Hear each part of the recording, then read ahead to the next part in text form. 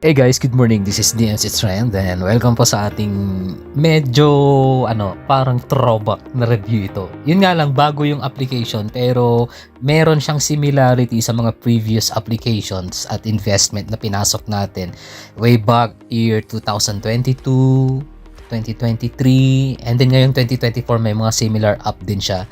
Silipin natin. Ito yung link guys. Just in case gusto nyo pong sumali, ito yung link natin. Okay, bit.ly/farmer P2E. Yan po yung link guys. bit.ly/farmer P2E, or kung meron ho kayong Telegram, pwede kayong rumekta sa Telegram. Ito yung link sa DMC Gaming siya guys. Okay, hanapin nyo lang po ang bot na DMC Gaming bot. DMC Gaming bot.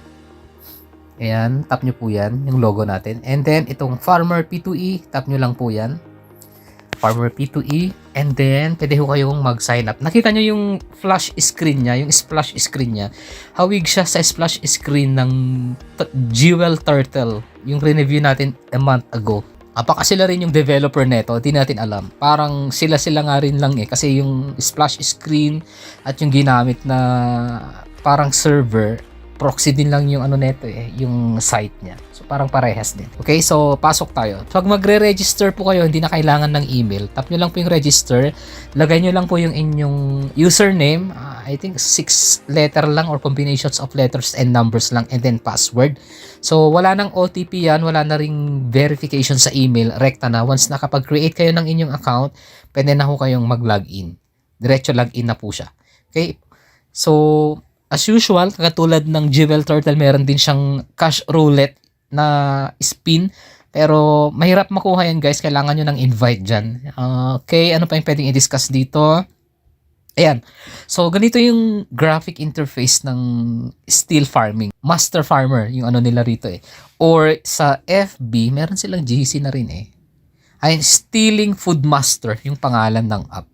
Okay, again, yung link, pag wala kayong Telegram, pwede ko kayong pumunta dito sa bit.ly/farmer P2E, or pwede nyo na lang pong sa description ng ating video yung link. Okay? So login tayo. Okay, pasok tayo muna. Ito na yung app. Madadownload nyo naman yung app guys. Okay? Ito na siya. Meron kayong makukuha dito na mga free na land or crops pag magla-login po kayo. Sa sign in, sa daily login, may makukuha kayo sa day 1 na mais, na na wheat, or sa day 3, eggplant, rose. Pagka nakumpleto nyo po yan, mas marami ho kayong makukuha. And then pag meron na kayong nakuha, make sure na meron na kayong land, no? Wala pa yung crop nyan guys, kailangan pumunta kayo sa shop. Pero kadalasan meron kayong reserba na pambili dyan. Shop, meron akong 0.02 kanina. Ibinili natin So may natira pang 0.01. So tap natin ulit. Ayan. Sure. Ayan. Tingnan natin. So 0.18 nabawasan na, no? So kailangan natin ng land para maitanim. So pagka itatap natin yan, naitanim na kasi natin Dito naman sa shop, pag bibili ka ng land, okay, golden Toad, 0.06 yata itong Golden God. 0.06 bilhin natin. Kaso nga lang, tap natin kung mabibili natin. Okay, 0.06. Seeds guys yung mabibili natin. Sa land, wala pa yata, no? Tingnan nga natin yung land kung may mabibili tayo. Upgrade. Tap natin tong upgrade. Okay, parang parang CFG. No? Crazy Fishing Game, yung golden farming way back 2022, yung CFG at Golden Lele. Ganito. Pati yung red land, yung black land, yung golden land, same lang din. Iniba lang yung konsepto ng promotions, pero parang sila din yung developer nito. Alright, so ano yung red flags nito? As usual, katulad ng iba nating mga katropa tinatanong, gaya ng lagi nating sinasabi, walang forever pagdating sa investments sa internet. Nakita nyo naman lahat ng mga nire-reviews natin, pinapakita natin na yung mga bago, yun nga lang nagpe-pay out. Until such time na pagka dumami yung user, natural, maraming magpo-post ng earnings, makikita ng SEC, isa-shutdown ng SEC, or ng kung anumang official agencies dito sa Pilipinas na may karapatang mag-shutdown or magbigay ng babala para wag pasukin yung game. And then yun na yung magiging rason ng mga app para mag-shutdown. Sabihin nila na freeze yung bank account or nagkaroon ng advisory from SEC. Ganyan na ganyan yung nangyari sa Lele Gold at Crazy Fishing game nun eh. Yung Golden Farmer, ganyan din. Okay, so makikita natin na yung platform halos the same lang. So, bakit natin pinosto dito sa DLC Trend? Ganun pa man, gusto natin magkaroon ng keyword saturations. Yung iba kasi pinopromote lang. Di nila sinasabi yung red flags. Sabi nila, sali kayo, magandang kitahan dito. Tayo dito sa DMC Trend, ang pinopromote natin yung app, pero para lang sa mga katropa natin na gustong sumabay. Kasi meron na rin kasi tayong list of subscribers at list of friends na nakaabang sa mga bago nating pinapasok na sumasabay lang sa mga gusto lang sumabay. Right? So again, sa mga katropa natin na naghahanap ng bagong mapaglalagakan ng investment ngayon. Anyway, magkano yung investment? At pwede bang kumita ng free? Hindi. Although malalaro mo siya ng libre, nga lang hindi ka kikita rito ng walang investment. Magkano ang investment? Itatap lang natin yung plus sign dito. Ayan. Tapos itatap nyo lang po yung coins. Kunyari gusto nyo mag-top up ng 100. Yan.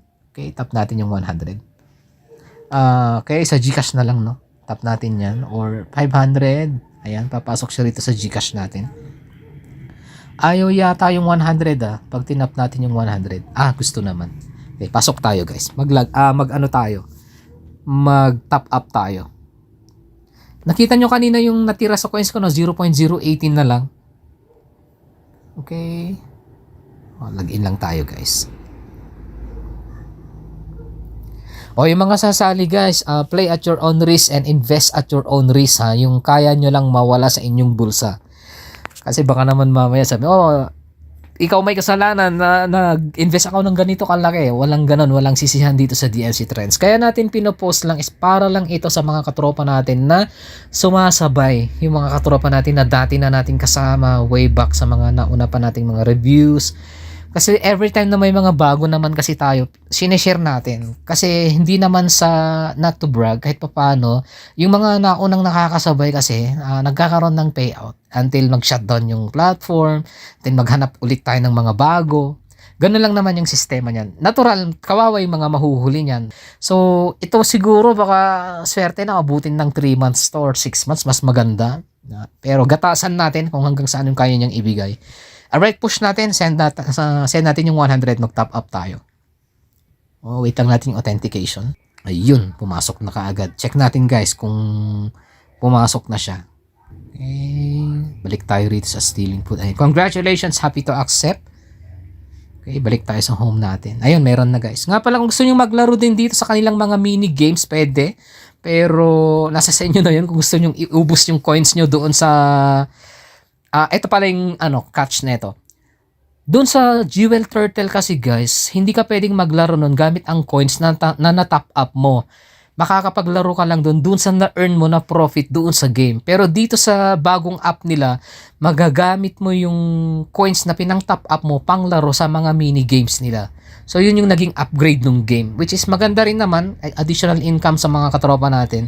Pero kahit wag na kayo maglaro doon sa mini app kasi required kayo na mag-top up doon eh. Hindi naman kayo makakapaglaro sa mga mini app nila kung wala kayong top up doon.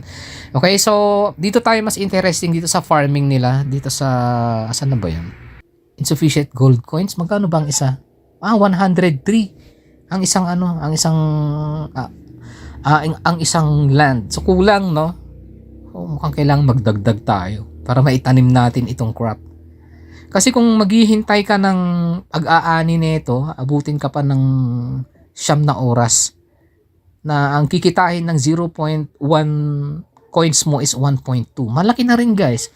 Kasi tignan nyo guys, magkano investment ng magkano yung crop na binili natin sa shop? 0.01 cents na ang income niya is 1.2 after 9 hours. Malaki, di ba? Malaki yung bigayan nila guys. So too good to be true. Yes guys, kasi kahit i-scale up natin to, isipin natin yung 0.01 kikita ng 1.2. So imagine nyo na lang guys yung 10 pesos. 'Di ba? Ang laki na nun. Or yung 100 pesos na bibilhin mo na crop na ang yield halos times 10 or times 100 pa nga yata sa 0.01. Compute nga natin. sa calculator. 0.01 times 100. 0.01 times 100. O, tama. Halos 100x yung yield. Grabe, ang laki, no? So, too good to be true ba? Yes. Too good to be true talaga. Sobrang laki ng yield. Anyways, paano kikita tong platform? Kikita sila sa, dito guys. Dito sila kikita. Pag may player na maglalaro. Dito, sa mini app nila. So, anong kaibahan nito sa mga casino app na lumalabas sa YouTube na pinopromote na mga influencer? Mas, guys, medyo, mas exciting kasi meron siyang halong farming. Option mo yun kung gusto mong mag-farm, malaki yung kita kasi kung bibili ka ng, yun nga lang, dito sila kikita rin sa pagbili ng land. Kasi tignan nyo guys, yung 103 pesos na mabibili mo ng land dito, matataniman mo yun guys ng hindi ka naman makakapagtanim kasi rito kung wala kang land. So doon sila kumikita sa pagbenta ng land. Ayan, ganun yung konsepto ng game.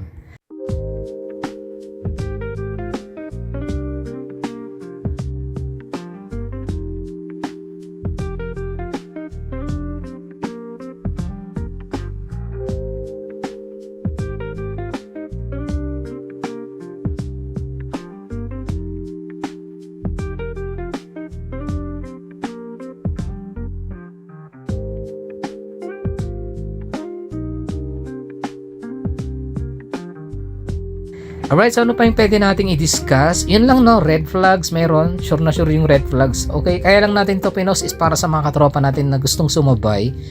Okay, again, sa mga gusto lang sumabay. Yun po yung ating mga reasons kung bakit pinopost natin itong mga ganito. Kasi kahit naman papaano merong red flags at alam natin mag-shutdown to later on, at least magagatasan natin ito sa kanyang early stage.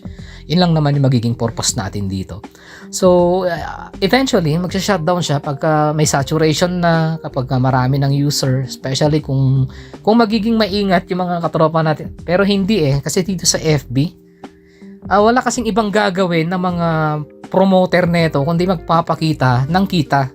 Ayan. Meron ng 17k na na-rename lang ito sa dating name ng isang dating group up. So, ganyan lang lagi naman yung promotion at hype na gagawin ng mga bagong member. Ganon din sa YouTube, guys. So, ingat na lang din, guys. Okay, so may iba na magre-review kasi rito, sasabihin na may kita, hindi sasabihin yung red flags. Ako, sasabihin natin, guys. Okay, ngayon pa lang sasabihin na natin, mayroong red flags kasi meron ng mga nagko-content neto Wala silang mga sinasabing red flags.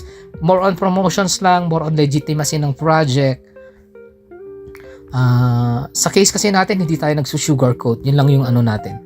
So marami na rin nag-content guys. And probably marami na rin kumita dito kasi sila yung mga nauna. At yung saturations neto hindi ganun kalaki pa. Bago pa lang. Kasi 2 days ago, 4 days ago pa lang yung mga posting. So medyo sariwa pa yung application guys. So samantalayin natin. Gatasan na lang natin habang bago pa. Alright, so that's it. Yun po yung ating bagong episode ngayong araw. Again, this is DMC Trends. Thank you guys for watching. Magandang umaga po sa ating lahat.